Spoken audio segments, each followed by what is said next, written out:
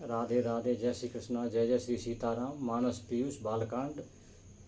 बाग छूट अभिलाषु बड़, करऊँ एक विश्वास। पे हैं सुख सुनि सुजन सब, खल कर हैं उपहास। बाबा कह रही हैं कि मेरा भाग्य छोटा है, मेरी अभिलाषा बड़ी है कि मैं राम जी का गुणगान करना चाहता हूँ। जो सज्जन हैं वो तो इससे सुख प्राप्त करेंगे, और जो खल हैं वो मेरी हंसी उड़ाएंगे, मेरा उपहास करेंगे। बाबा का भाग्य छोटा कैसी है, इसका क्या मतलब है? बाबा क्या कहना चाह रहे हैं? बाबा ये कह रहे हैं कि मेरे पूर्व जन्म के इतने पुण्य नहीं हैं कि मैं भगवान का गुणगान कर सकूं। संचित कर्म होंगे मेरे पूर्व के, तभी तो मेरा भाग्य अच्छा होगा। इतने अच्छे कर्म मेरे पूर्व जन्म के हैं नहीं कि मेरा भाग्य इतना प्रबल हो कि मैं भगवान को प्राप्त हो जाऊं। तो भगवान गुणगान कैसे कर सकता हूँ? क्यों? अभिलाषा है मेरी। लेकिन जब संतों की कृपा मेरे ऊपर होगी तो संतों की कृपा से मेरा भाग्य बदल जाएगा और मैं राम जी गुणगान करने में समर्थ हो जाऊंगा। और ये खले हैं ना, ये खले मेरे ऊपर हंसेंगे। ये जब मेरे ऊपर हंसेंगे, मेरी निंदा करेंगे, तो उनकी निंदा करने से मेरे पाप कट जाएंगे। तो मेरा जो पूर्व जन्म का खराब कर्म है, बुरी निंदा करने से कट जाएगा, संतों की कृपा हो जाएगी, तो मेरा भाग्य बदल जाएगा और मैं भगवान के राम जी का गुणगान कर लूँगा। कैसी बाबा की भावना है। इसी प्रकार बाबा का दूसरा भाव ये भी है कि मैं बैठने लायक तो छोटे कवियों में भी नहीं हूँ, और मैं कल्पना कर रहा हूँ कि मैं वाल्मीकि जी के और वेद व्यास जी के बराबर समकक्ष हो जाऊँ, उन्हें रचना लिख दूँ मैं। ये कैसे हो सकता है? मैं इस लायक कहाँ हूँ? बाबा इस लायक थे, लेकिन बाबा में अहंकार नहीं था। इसलिए बाबा ये कह रहे थे, अगर बाबा के पूर्वजन्मों के संचित कर्म अच्छे नहीं होते तो क्या बाबा को राम जी के दर्शन होते? हनुमान जी और महादेव दर्शन होते? बाबा रामचंद्र लिखने के तैयार होते? नहीं हो पाते। राम जी की तरफ वही बढ़ेगा जिसका प्रारब्ध अच्छा है, जिसके कर्म अच्छे हैं पूर्व जन्म के। लेकिन बाबा अपने आप को अहंकार रहित बताना चाह रहे हैं, इसलिए बाबा ऐसी परिकल्पना कर रहे हैं, इसलिए बाबा ये बातें कह रहे हैं।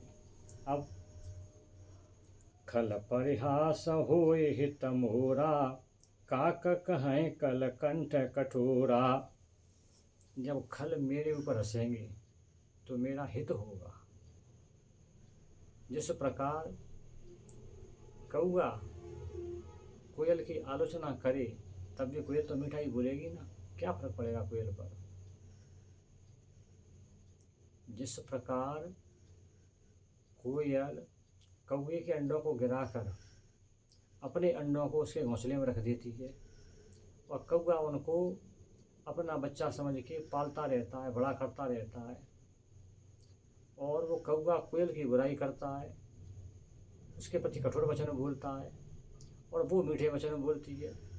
तो कोयल ने जो पाप किया, कौए के अंडों को उसे घोंसले में से गिराकर कोयल ने जो पाप किया, कौए ने उसकी जो निंदा की, उस निंदा से उसका वो पाप कट गया।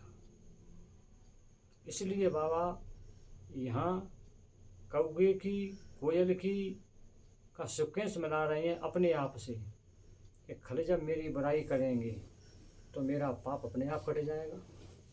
जब मेरा पाप कट जाएगा तो मेरे सुकृत उत्पन्न हो जाएंगे। सुकृत उत्पन्न हो जाएंगे तो मेरा हित होगा, मेरा अहित हो ही नहीं सकता है।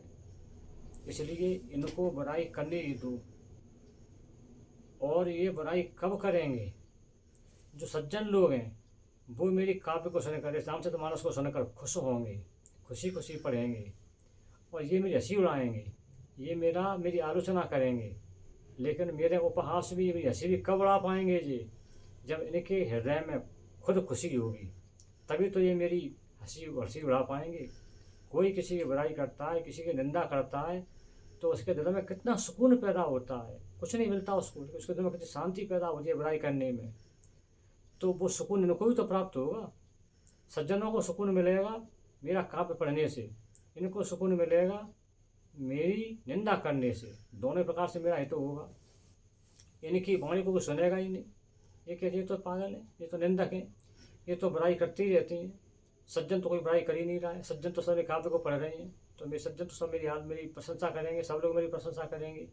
अगर सज्जन मेरी बुराई करते और ये मेरी प्रशंसा करते तो मेरी की जाति का समझ आ जाता कि खलों की जाति कहाँ है, खले से किसी प्रशंसा कर रहे हैं तो मुझे कोई नहीं सुनता, कौन समझता मेरे को। तो बाबा का मतलब ये है कि इनकी बुराई करने से मेरा हित होगा, मेरे संचित कर्म खत्म होंगे। जिस प्रकार गुरु महाराज कहते हैं नाम जप करते रहो, नाम जप करते करते एक स्टेज ऐसी आ जाएगी कि तुम्हारे जो पाप कर्म है भस्म हो जाएंगे और फिर वहाँ के बाद तुम्हारे पुण्य जागृत हो जाएंगे, फिर तुमको नाम का प्रभाव अपने आप दिखने लगेगा और तुम्हारे जीवन में अच्छा होने लगेगा। इसी प्रकार ये कई कल्पना बाबा ने की है कि इनकी बुराई करने से मेरा हित होगा, इनको मेरी बुराई करने दो। इसलिए बाबा ये परिकल्पना कर रहे हैं। राधे राधे, जय जय श्री सीताराम। राधे राधे, जय श्री कृष्ण।